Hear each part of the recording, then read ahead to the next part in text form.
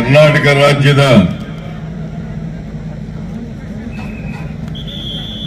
ಬೃಹತ್ ಮತ್ತು ಮಧ್ಯಮ ಕೈಗಾರಿಕೆಗಳ ಸಚಿವರಾದಂಥ ಶ್ರೀ ಎಂ.ಬಿ. ಪಾಟೀಲ್ ಅವರ ಕಾಂಗ್ರೆಸ್ ಪಕ್ಷದ ಜತ್ ವಿಧಾನಸಭಾ ಕ್ಷೇತ್ರದ ಅಭ್ಯರ್ಥಿ ಶ್ರೀ ವಿಕ್ರಮ್ ಸಿಂಗ್ ಸಾವಂತ್ ಅವರ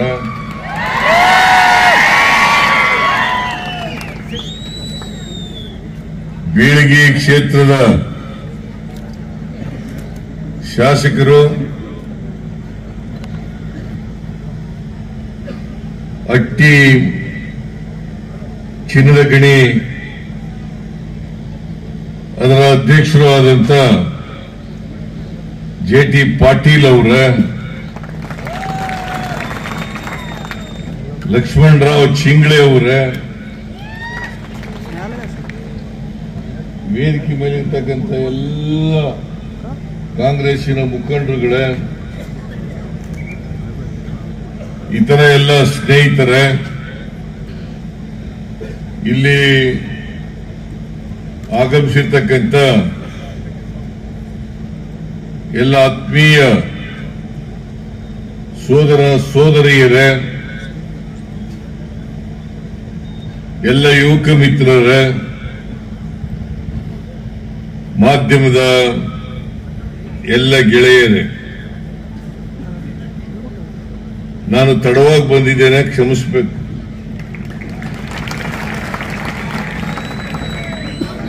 ನಾನು ಬೆಂಗಳೂರಿನಿಂದ ಬರಬೇಕಾಯಿತು. ಹಾಗಾಗಿ ಹೆಚ್ಚು ಸಮಯ ತಗೊಳ್ತು. ಇಲ್ಲಿಗೆ ಕೂಡ ತಡವಾಗಿ ಬಂದಿದ್ದೇನೆ. ನಿಮ್ಮನ್ನೆಲ್ಲ ಕ್ಷಮಿಸಿದ್ದೀವಿ. ಅದಕ್ಕೋಸ್ಕರ ನಿಮ್ಮ ಕ್ಷಮೆಯನ್ನ ಕೋರಿ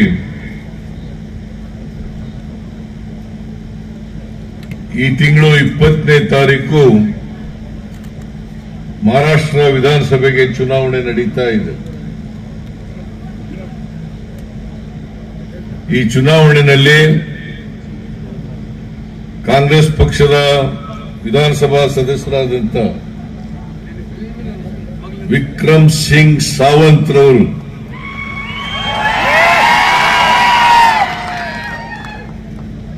ಮತ್ತೆ ಕಾಂಗ್ರೆಸ್ಸಿನ ಅಭ್ಯರ್ಥಿಯಾಗಿ, ಅದರ ಜೊತೆಗೆ ಮಹಾವಿಕಾಸ್ ಅಘಾಡಿಯ ಅಭ್ಯರ್ಥಿಯಾಗಿ ಈ ಚುನಾವಣೆಯಲ್ಲಿ ಸ್ಪರ್ಧೆ ಮಾಡಿದ್ದಾರೆ. ಕರ್ನಾಟಕದಲ್ಲಿ ಅಲ್ಲ, ಮಹಾರಾಷ್ಟ್ರದಲ್ಲಿ ಕಾಂಗ್ರೆಸ್, ಎನ್ಸಿಪಿ ಮತ್ತು ಶಿವಸೇನೆ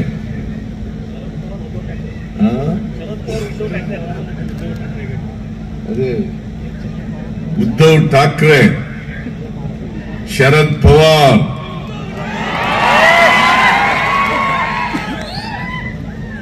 ರಾಹುಲ್ ಗಾಂಧಿ, ಸೋನಿಯಾ ಗಾಂಧಿ, ಮಲ್ಲಿಕಾರ್ಜುನ ಖರ್ಗೆ ಇವರೆಲ್ಲರೂ ಸೇರಿ ಒಂದು ಒಕ್ಕೂಟವನ್ನ ಮಾಡಿಕೊಂಡು ಕೋಮುವಾದಿ ಬಿಜೆಪಿ ಮತ್ತು ಅದರ ಮಿತ್ರ ಪಕ್ಷಗಳ ವಿರುದ್ಧ ಸ್ಪರ್ಧೆಯನ್ನ ಈ ಚುನಾವಣೆಯಲ್ಲಿ ಮಾಡ್ತಾ ಇದ್ದಾರೆ. ನಿಮಗೆ ಮಹಾರಾಷ್ಟ್ರದಲ್ಲಿ ಇರ್ತಕ್ಕಂಥ ಸರ್ಕಾರ ಹೇಗೆ ಅವರು ಅಧಿಕಾರಕ್ಕೆ ಬಂದ್ರು ಅಂತಕ್ಕಂಥದ್ದನ್ನ ನೀವೆಲ್ಲರೂ ಕೂಡ ತಿಳ್ಕೊಂಡಿದ್ದೀರಿ ಅಂತಕ್ಕಂಥದ್ದು ನನ್ನ ಭಾವನೆ. ಶಿವಸೇನೆಯಲ್ಲಿದ್ದಂಥ ಏಕನಾಥ್ ಶಿಂದೆ ಅವರು ಶಿವಸೇನೆಯನ್ನ ಬಿಟ್ಟು ಭಾರತೀಯ ಜನತಾ ಪಕ್ಷವನ್ನ ಸೇರ್ಕೊಂಡು, ಆಮೇಲೆ ಅಜಿತ್ ಪವಾರ್ ಅವರು ಸೇರ್ಕೊಂಡು, ಅಶೋಕ್ ಚವಾಣ್ ಅವರು ಕಾಂಗ್ರೆಸ್ ಬಿಟ್ಟು ಬಿಜೆಪಿ ಸೇರ್ಕೊಂಡ್ರು. ಅವರೆಲ್ಲರೂ ಸೇರಿ ಇವತ್ತು ಒಂದು ಕಿಚಡಿ ಸರ್ಕಾರವನ್ನ ರಚನೆ ಮಾಡಿದ್ದಾರೆ.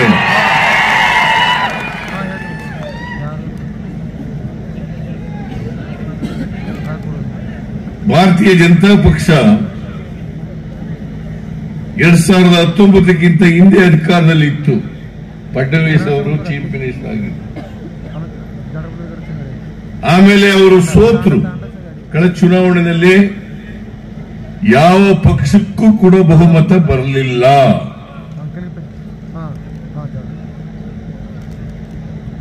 ಫ್ರಾಕ್ಚರ್ಡ್ ವರ್ಡಿಕ್ಟ್ ಕಳೆದ ಚುನಾವಣೆಯಲ್ಲಿ ಮಹಾರಾಷ್ಟ್ರದ ಮಹಾಜನತೆ ಕೊಟ್ಟ ಮೇಲೆ ಶಿವಸೇನೆ, ಕಾಂಗ್ರೆಸ್ ಮತ್ತು ಎನ್ಸಿಪಿ ಈ ಮೂರು ಪಕ್ಷಗಳು ಸೇರಿ ಸರ್ಕಾರವನ್ನ ಮಾಡಿದ್ದು. ಆಮೇಲೆ ಬಿಜೆಪಿಯವರು ಯಾವಾಗಲೂ ಕೂಡ ತಂತ್ರಗಾರಿಕೆಯನ್ನು ಉಪಯೋಗಿಸ್ತಾರೆ. ಏನಪ್ಪಾ ಅಂತಂದ್ರೆ ಅಧಿಕಾರದಲ್ಲಿರ್ತಕ್ಕಂಥವ್ರನ್ನೇ ಒಡೆಯೋದು, ಅವರನ್ನ ತಗೊಳ್ಳೋದು, ಆಮೇಲೆ ಸರ್ಕಾರ ಮಾಡೋದು. ನೋಡಿ, ಫಡ್ನವೀಸ್ ಅವರು ಮುಖ್ಯಮಂತ್ರಿ ಆಗಿದ್ದವರು, ಅವರು ಬಂದು ಉಪಮುಖ್ಯಮಂತ್ರಿ ಆಗ್ತಾರೆ.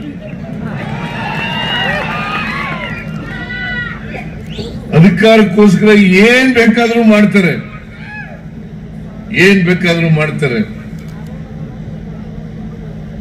ಅವ್ರು ಯಾವತ್ತೂ ಕೂಡ, ಈಗ ಕರ್ನಾಟಕದಲ್ಲೂ ಕೂಡ 2008ರಲ್ಲಿ ಅಧಿಕಾರ ಮಾಡಿದ್ರು, 2019ರಲ್ಲಿ ಅಧಿಕಾರವನ್ನು ಮಾಡಿದ್ರು. ಯಾವತ್ತೂ ಅವರು ಜನರ ಆಶೀರ್ವಾದ ತಗೊಂಡು ಬಂದಿರಲಿಲ್ಲ.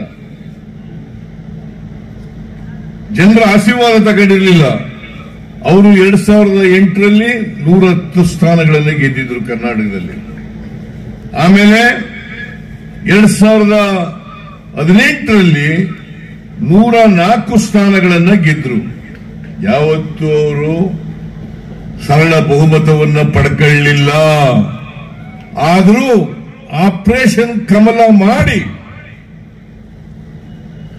ಹೇಗೆ ಇಲ್ಲಿ ಆಪರೇಷನ್ ಕಮಲ ಮಾಡಿ ಅಧಿಕಾರಕ್ಕೆ ಬಂದ್ರು, ಅದೇ ರೀತಿ ಕರ್ನಾಟಕದಲ್ಲೂ ಕೂಡ ಆಪರೇಷನ್ ಕಮಲದ ಮೂಲಕ ಬಂದರು. ಕೋಟ್ಯಾಂತರ ರೂಪಾಯಿಯನ್ನ ಖರ್ಚು ಮಾಡಿದ್ರು. ಎಲ್ಲಿಂದ ಬಂತು ಈ ದುಡ್ಡು ಅವರಿಗೆ? ನೀವು ಯೋಚನೆ ಮಾಡಿ. 2019ರಲ್ಲಿ ಕರ್ನಾಟಕದಲ್ಲಿ 17 ಜನ MLAಗಳನ್ನ ಕೊಂಡ್ಕೊಂಡ್ರು. ಒಬ್ಬೊಬ್ಬರಿಗೆ 25ರಿಂದ 30 ಕೋಟಿ ರೂಪಾಯಿಗಳನ್ನ ಕೊಟ್ಟರು. ಈ ದುಡ್ಡು ಎಲ್ಲಿಂದ ಬಂತು? ಭ್ರಷ್ಟಾಚಾರದ ದುಡ್ಡಲ್ವಾ? ಲಂಚದ ದುಡ್ಡಲ್ವಾ?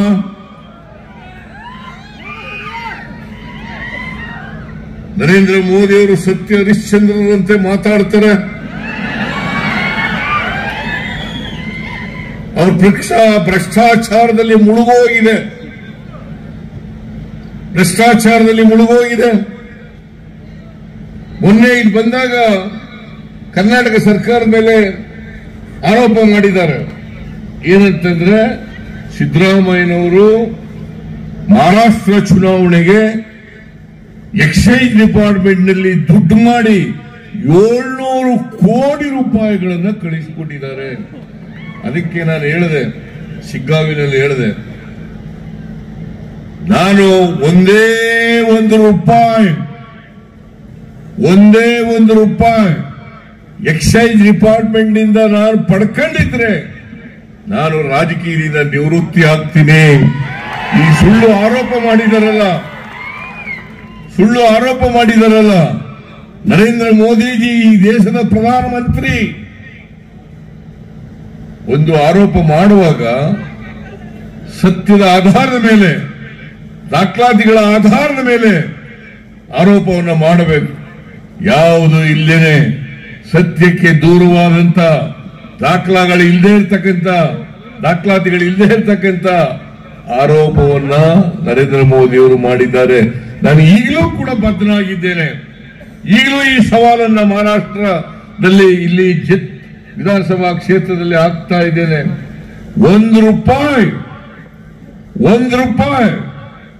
ನಾನು ಎಕ್ಸೈಸ್ ಡಿಪಾರ್ಟ್ಮೆಂಟ್ ನಲ್ಲಿ ಹಣ ಮಾಡಿದ್ರೆ ಅಥವಾ ಮಹಾರಾಷ್ಟ್ರಕ್ಕೆ ಕಳಿಸಿದ್ರೆ ನಾನು ರಾಜಕೀಯದಿಂದ ನಿವೃತ್ತಿ ಆಗ್ತೀನಿ. ನರೇಂದ್ರ ಮೋದಿ ಅವರು ನಿವೃತ್ತಿ ಆಯ್ತಾರ? ನೀವು ಕೇಳಬೇಕು. ನರೇಂದ್ರ ಮೋದಿ ಅವರು ನಿವೃತ್ತಿ ಆಗ್ತಾರಾ? ಯಾವತ್ತೂ ಕೂಡ ನಮ್ಮ ಸರ್ಕಾರ ಭ್ರಷ್ಟಾಚಾರವನ್ನ ಮಾಡಲ್ಲ. ಈ ಬಿಜೆಪಿಯವರು ಯಾವಾಗಲೂ ಏನ್ ಮಾಡ್ತಾರೆ ಅಂತಂದ್ರೆ, ವಿರೋಧ ಪಕ್ಷದ ನಾಯಕರನ್ನ ಎದುರಿಸೋದು, ಸುಳ್ಳು ಕೇಸ್ಗಳನ್ನು ಹಾಕೋದು, ಆಮೇಲೆ ಇವ್ರ ಪಕ್ಷಕ್ಕೆ ಸೇರ್ಕೊಂಡ ಮೇಲೆ ಆ ಎಲ್ಲ ಆಪಾದನೆಗಳನ್ನೆಲ್ಲ ಮುಚ್ಚಾಕೋದು. ಎಲ್ಲ ಈಗ ಮಹಾರಾಷ್ಟ್ರದಲ್ಲಿ ಅನೇಕ ಜನರಿಗೆ ಪಕ್ಷಕ್ಕೆ ಸೇರಿಸ್ಕೊಂಡು ಆಮೇಲೆ ಎಲ್ಲ ಆರೋಪಗಳನ್ನ ಮುಚ್ಚಾಕಿದ್ದಾರೆ. ಅವ್ರ ಮೇಲಿದ್ದಂತ ಆರೋಪಗಳನ್ನ ಮುಚ್ಚಾಕಿದ್ದಾರೆ.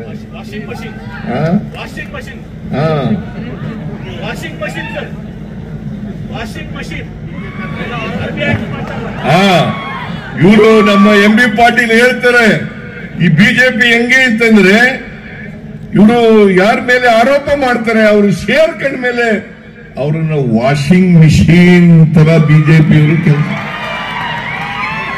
ವಾಷಿಂಗ್ ಮಿಷಿನ್, ಬಟ್ಟೆ ವಾಶ್ ಮಾಡ್ತಾರಲ್ಲ ಹಂಗೆ ಯಾರ ಮೇಲೆ ಆರೋಪ ಮಾಡೋದು, ಸುಳ್ಳು ಆರೋಪಗಳನ್ನು ಮಾಡೋದು, ಅವ್ರ ಪಕ್ಷಕ್ಕೆ ಸೇರ್ಕೊಂಡ ಮೇಲೆ ಅವ್ರ ಮೇಲೆ ಇರ್ತಕ್ಕಂಥ ಆರೋಪಗಳನ್ನ ತೆಗೆದಾಕೋದು, ವಾಷಿಂಗ್ ಮಿಷಿನ್ ತರ ಕೆಲಸ ಮಾಡ್ತಕ್ಕಂಥದನ್ನ ಮಾಡ್ತಾ ಇದ್ದಾರೆ. ಇಂಥ ಪಕ್ಷಕ್ಕೆ ವೋಟ್ ಕೊಡಬೇಕಾ? ಪಾಪ ನಮ್ಮ ಸಾವಂತ್ರವರು 5 ವರ್ಷ ಶಾಸಕರಾಗಿ ಈ ಕ್ಷೇತ್ರದ ಅಭಿವೃದ್ಧಿ ಮಾಡ್ತಕ್ಕಂಥ ಕೆಲಸವನ್ನ ಮಾಡಿದ್ದಾರೆ. ನಾನು ಒಮ್ಮೆ ಇನ್ನೇನೂ ಕೂಡ ಬೈದಿದ್ದೆ ಈ ಕ್ಷೇತ್ರಕ್ಕೆ ಬೇರೆ ಜಾಗ ಅಲ್ಲ, ಬೇರೆ ಬಂದಿದ್ದೆ.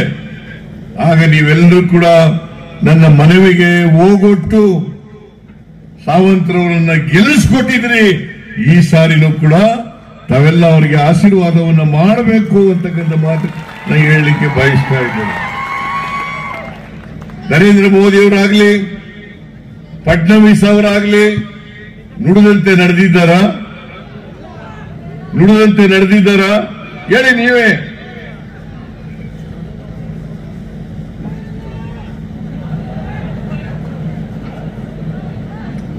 ನುಡಿದಂತೆ ನಡೆದಿದ್ದಾರಾ?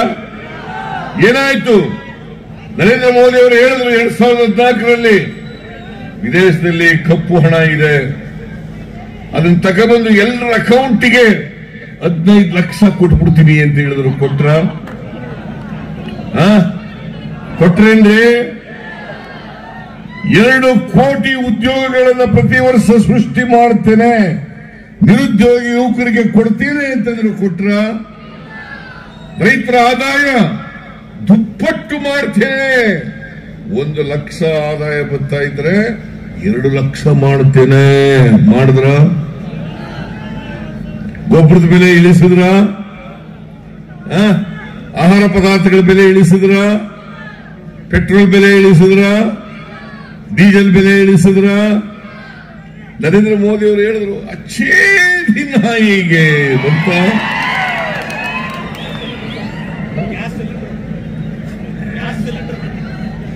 ಒಳ್ಳೆ ದಿನ ಬಂತ ನಿಮ್ಗೆ? ಒಳ್ಳೆ ದಿನ ಬಂತ? ಬರ್ಲಿಲ್ಲ. ನರೇಂದ್ರ ಮೋದಿ ಅವರು ಬಂದು ಹೇಳಿದ್ರು, ಅಡ್ವರ್ಟೈಸ್ಮೆಂಟ್ ಕೂಡ ಕೊಟ್ಟರು ಇಲ್ಲಿನ ಸರ್ಕಾರ. ನಾವು ಗೃಹಲಕ್ಷ್ಮಿ ಯೋಜನೆಯಲ್ಲಿ ಏನು 2,000 ಕೊಡ್ತೀವಿ ಅಂತಂದು ಅದನ್ನು ಕೊಡ್ತಾ ಇಲ್ಲ, ಜಾರಿ ತಗೊಬಂದಿಲ್ಲ ಅಂತ ಸುಳ್ಳು ಹೇಳಿದ್ರು. ನಾನು ಹೇಳ್ತೀನಿ ನರೇಂದ್ರ ಮೋದಿ ಅವರಿಗೆ, ನರೇಂದ್ರ ಮೋದಿ ಅವರೇ ಕರ್ನಾಟಕಕ್ಕೆ ಬರ್ರಿ, ಅಲ್ಲಿ ಬಂದು ನೋಡಿ. ನಾವು 2,000 ರೂಪಾಯಿ ಪ್ರತಿ ತಿಂಗಳು 1,22,00,000 ಕುಟುಂಬದ ಮನೆ ಯಜಮಾನಿರಿಗೆ 2,000 ರೂಪಾಯಿ ಕೊಡ್ತಾ ಇದ್ದೇವೆ, ಬಂದು ನೋಡಿ.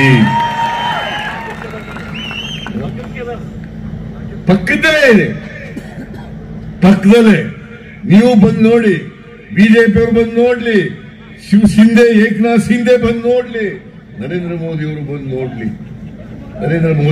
ನೋಡ್ಲಿ. ನಾವು ಕಳೆದ ವಿಧಾನಸಭಾ ಚುನಾವಣೆಯಲ್ಲಿ 2023ರಲ್ಲಿ 5 ಗ್ಯಾರಂಟಿ ಯೋಜನೆಗಳನ್ನ ಕೊಡ್ತೇವೆ ಅಂತ ಹೇಳಿದ್ದು. ಶಕ್ತಿ ಯೋಜನೆ, ಗೃಹಲಕ್ಷ್ಮಿ, ಗೃಹ ಜ್ಯೋತಿ, ಅನ್ನಭಾಗ್ಯ, ಯುವ ನಿಧಿ.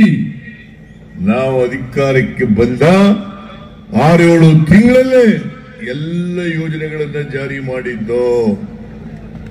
ಇವತ್ತು ಕೂಡ ಕೊಡ್ತಾ ಇದ್ದೇವೆ.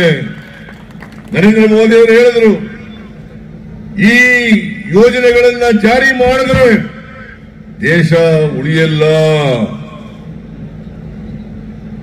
ಕರ್ನಾಟಕ ರಾಜ್ಯ ಆರ್ಥಿಕವಾಗಿ ದಿವಾಳಿಯಾಗಿಬಿಡುತ್ತದೆ ಅಂತಕ್ಕಂಥ ಮಾತುಗಳನ್ನು ಹೇಳಿದ್ರು. ಅಭಿವೃದ್ಧಿಗೆ ಹಣ ಇರಲ್ಲ ಅಂತೆಲ್ಲ ಹೇಳಿದ್ರು. ನಾನು ಹೇಳಿದೆ, ನಾವು ಗ್ಯಾರಂಟಿ ಯೋಜನೆಗಳನ್ನ 100% ಜಾರಿ ಮಾಡೇ ಮಾಡ್ತೀವಿ. ಅಭಿವೃದ್ಧಿಗೂ ಕೂಡ ಹಣ ಕೊಡ್ತೀವಿ. ಯಾವ ಕಾರಣಕ್ಕೂ ಕೂಡ ಕರ್ನಾಟಕ ರಾಜ್ಯವನ್ನ ಆರ್ಥಿಕವಾಗಿ ದಿವಾಳಿ ಆಗಲಿಕ್ಕೆ ಬಿಡಲ್ಲ ಅಂತಕ್ಕಂಥ ಮಾತುಗಳನ್ನ ಹೇಳಿದ್ದು. ಅದೇ ರೀತಿ ಇವತ್ತು 5 ಗ್ಯಾರಂಟಿ ಯೋಜನೆಗಳನ್ನು ಮಾಡಿದ್ದೀವಿ. ನಮ್ಮ ಕರ್ನಾಟಕದಲ್ಲಿ ಎಲ್ಲ ಮಹಿಳೆಯರು, ಕರ್ನಾಟಕದ ಜನಸಂಖ್ಯೆ 7 ಕೋಟಿ. ಇವತ್ತಿನವರೆಗೆ ಜೂನ್ 11, 2023ರಲ್ಲಿ ಜಾರಿಯಾಯಿತು ಶಕ್ತಿ ಯೋಜನೆ. ಅವತ್ತಿನಿಂದ ಇವತ್ತಿನವರೆಗೆ 325 ಕೋಟಿ ಮಹಿಳೆಯರು ಫ್ರೀಯಾಗಿ ಸರ್ಕಾರಿ ಬಸ್ಗಳಲ್ಲಿ ಪ್ರಯಾಣ ಮಾಡಿದ್ದಾರೆ. ಫ್ರೀಯಾಗಿ, ಯಾರು ಕೂಡ ಟಿಕೆಟ್ ತಗೋಬೇಕಾಗಿಲ್ಲ. ಪ್ರತಿದಿನ 200 ರೂಪಾಯಿಗಳು ಉಳಿತಾಯ ಆಗ್ತಾ ಇದೆ. ಗೃಹಲಕ್ಷ್ಮಿ ಯೋಜನೆಯಲ್ಲಿ 1,22,00,000 ಮಹಿಳೆಯರಿಗೆ, ಯಜಮಾನಿಯರಿಗೆ 2,000 ರೂಪಾಯಿ ಕೊಡ್ತೀವಿ. ಜೊತೆಗೆ ಗೃಹ ಜ್ಯೋತಿ 1,62,00,000 ಕುಟುಂಬಗಳಿಗೆ 200 ಯೂನಿಟ್ ವರೆಗೆ ಫ್ರೀ ಕರೆಂಟ್. ನಾವು ಕರ್ನಾಟಕ ಇಡೀ ದೇಶದಲ್ಲಿ 5 ಕೆಜಿ ಅಕ್ಕಿಯನ್ನ ಎಲ್ಲ BPL ಕಾರ್ಡ್ ಹೋಲ್ಡರ್ಸ್ಗೆ ಫ್ರೀಯಾಗಿ ಅಕ್ಕಿ ಕೊಡ್ತಕ್ಕಂಥ ಕಾರ್ಯಕ್ರಮವನ್ನು ಜಾರಿಗೆ ತಗೊಂಡ್ಬಂದದ್ದು ಕಾಂಗ್ರೆಸ್ ಸರ್ಕಾರ. ಕರ್ನಾಟಕದಲ್ಲಿ ನಾನು ಮುಖ್ಯಮಂತ್ರಿ ಆಗಿರುವಾಗ ಈ ವರ್ಷ ಇನ್ನೂ 5 ಕೆಜಿ ಹೆಚ್ಚಾಗಿ ಕೊಡ್ತೀವಿ ಅಂತ ಹೇಳಿದ್ದು. ಅಕ್ಕಿ ಕೊಡ್ಲಿಲ್ಲ, ನರೇಂದ್ರ ಮೋದಿ ಅವರು ಅಕ್ಕಿ ಕೊಡ್ಲಿಲ್ಲ. ಅದಕ್ಕೋಸ್ಕರ 170 ರೂಪಾಯಿಯನ್ನು ಕೊಡ್ತಾ ಇದ್ದೀವಿ. ನಿರುದ್ಯೋಗಿ ಪದವೀಧರರಿಗೆ ತಿಂಗಳಿಗೆ 3,000 ರೂಪಾಯಿ ಕೊಡ್ತಾ ಇದ್ದೀವಿ. ಜೊತೆಗೆ ಡಿಪ್ಲೊಮಾ ಹೋಲ್ಡರ್ಸ್ಗೆ 1,500 ರೂಪಾಯಿ ಕೊಡ್ತೀವಿ. ಅದೇ ರೀತಿಯಲ್ಲಿ ಮಹಾರಾಷ್ಟ್ರದಲ್ಲೂ ಕೂಡ ಈ ಚುನಾವಣೆಯಲ್ಲಿ ಗ್ಯಾರಂಟಿ ಯೋಜನೆಗಳನ್ನ ಜಾರಿ ಮಾಡ್ತೀವಿ ಅಂತಕ್ಕಂಥ ಭರವಸೆಯನ್ನ ಕೊಟ್ಟಿದ್ದಾರೆ. ನರೇಂದ್ರ ಮೋದಿ ಅವರು ಒಂದು ಕಡೆ ಹೇಳುತ್ತಾರೆ, ಗ್ಯಾರಂಟಿ ಯೋಜನೆಗಳನ್ನ ಜಾರಿ ಮಾಡಿದ್ರೆ ರಾಜ್ಯ ರಾಷ್ಟ್ರ ಆರ್ಥಿಕವಾಗಿ ದಿವಾಳಿ ಆಗ್ತದೆ, ಅಭಿವೃದ್ಧಿಗೆ ಹಣ ಇರಲ್ಲ ಅಂತ ಹೇಳ್ತಾರೆ. ಇನ್ನೊಂದು ಕಡೆ ಅವರೇ ಮಹಾರಾಷ್ಟ್ರದಲ್ಲಿ, ರಾಜಸ್ಥಾನದಲ್ಲಿ, ಹರಿಯಾಣದಲ್ಲಿ, ಈಗ ಮಹಾರಾಷ್ಟ್ರದಲ್ಲಿ ಕೂಡ, ಜಾರ್ಖಂಡ್ನಲ್ಲೂ ಕೂಡ ಗ್ಯಾರಂಟಿ ಯೋಜನೆಗಳನ್ನ ಭರವಸೆ ಕೊಟ್ಟಿದ್ದಾರೆ, ಜಾರಿ ಮಾಡ್ತೀವಿ ಅಂತ ಹೇಳಿದ್ದಾರೆ. ಒಂದ್ ಕಡೆ ನರೇಂದ್ರ ಮೋದಿ ಅವರು ಹೇಳ್ತಾರೆ ಇವನು ಮಾಡಬಾರದು ಅಂತ ಹೇಳ್ತಾರೆ. ಇನ್ನೊಂದ್ ಕಡೆ ಅವ್ರದೇ ಪಕ್ಷದವರು ಹೇಳ್ತಾರೆ. ಅದನ್ನ ಇವರು ಪ್ರಚಾರ ಮಾಡ್ತಾರೆ. ಇದನ್ನ ತಿಳ್ಕೋಬೇಕಾಗ್ತದೆ. ಅದರಿಂದ ಮಹಾರಾಷ್ಟ್ರದಲ್ಲಿ ಏನು 6 ಗ್ಯಾರಂಟಿನ 5 ಗ್ಯಾರಂಟಿನ 5 ಗ್ಯಾರಂಟಿ ಏನ್ ಹೇಳಿದ್ದೀರಿ, 3,000 ರೂಪಾಯಿ ಕೊಡೋದು.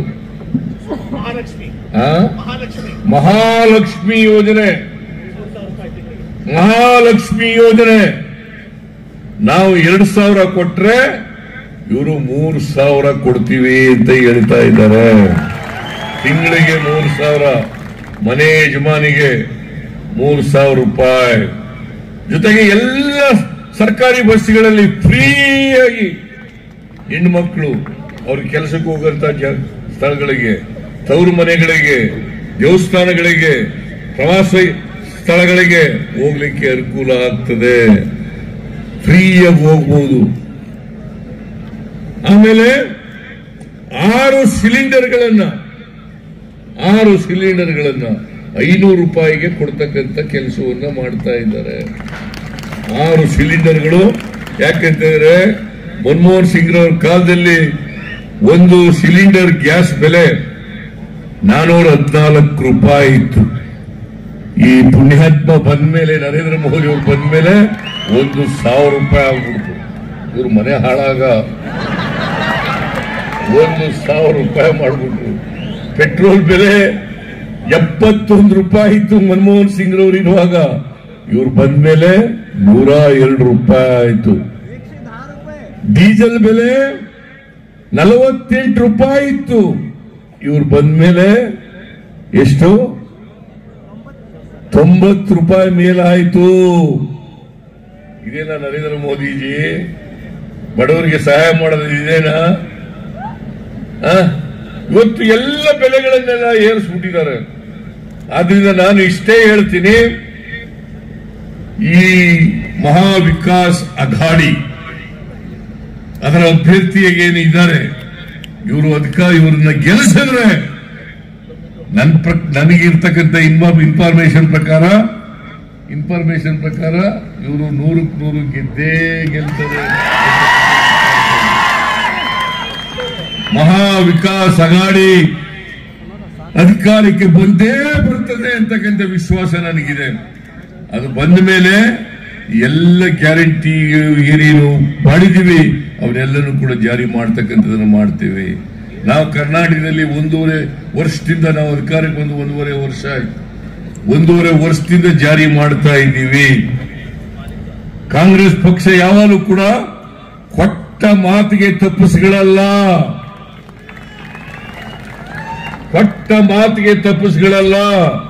ಕೊಟ್ಟ ಮಾತಿನಂತೆ ನಡ್ಕತ್ತೀವಿ. ಅದರಿಂದ ನೀವೆಲ್ಲರೂ ಕೂಡ ನಮ್ಮ ಮೇಲೆ ವಿಶ್ವಾಸ ಇಡಬೇಕು. ಆಮೇಲೆ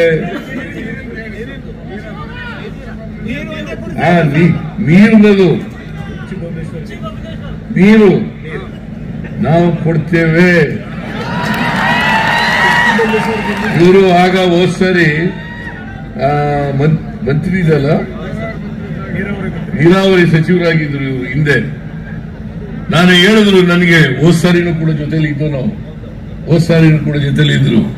ನಾವು ಕೊಡ್ತೇವೆ ಅಂದ್ಮೇಲೆ ನೀರನ್ನ ಕೊಡ್ತೇವೆ, ಈ ಭಾಗಕ್ಕೆ ನೀರನ್ನ. ಯಾಕಂದ್ರೆ ಗಡಿ ಪ್ರದೇಶ ಇದೆ,